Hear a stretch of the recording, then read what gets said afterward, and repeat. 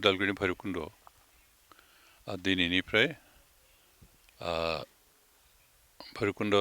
festival जागायजेननो लाहार फाहार खालामदों बेखेवजेनगोन फेस्टिभेल खुंनाय जोंहा बुंनांगौ बाथ्रा बेबायदि गैया जिहेतु फेस्टिभेलनि गेजेरजों जोंनि कालसारफोरखौ प्रमट खालामनाय जायो बे थारैनो मोजां बाथ्रा खिन्थु फेस्टिभेलनि नामाव गोबां बायदिसिना जिफोर जाथाय जायो बे थारैनो एसे साननो गोनां बाथ्रा आरो बिसेसकरि दा स्टुडेन्टफोरनि एग्जामिनेसन जाबाय थादों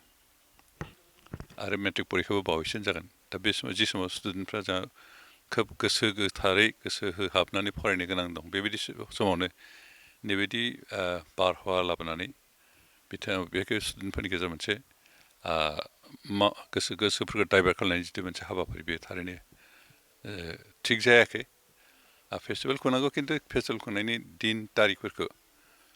सम आरो सिटुवेसनखौ गोरोबनानै खुंब्ला मोजां जागोन लोगोसे आं जायफ्रा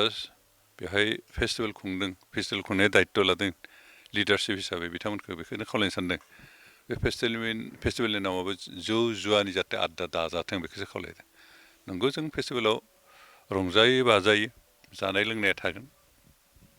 बा मोसानाय मुसुरनाया थागोन बायदिसिना दिन्थिफुंनाया थागोन खिन्थु बेवहाय जुमाय आरो जुवानि जाहाथे आड्डा जाया खारन बेनो फेस्टिभेलनि मेन थांखि जानाङा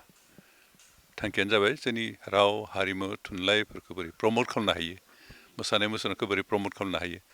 बेफोरनि गेजेरजों मानसिफोरखौ एन्टारटेनमेन्ट होनायनि बाथ्राखौसो गुरुत्व होनांगौ खिन्थु जुवानि जुमाय लोंनायनि बाथ्राखौ जों जेसेबां हायो साबसाइड खालामनानै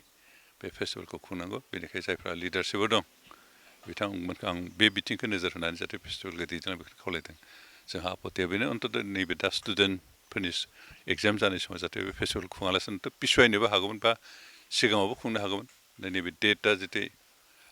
क्लेस जाबाय बे थारैनो जोंनि स्टुडेन्टफोरनि गेजेराव मोनसे गाज्रि इम्पेक्ट लाबोगोन बेनिखायनो बेखौ अन्तत टाइमखौ सोलायनोबा मोजां मोननानै बेखौसो खावलायदों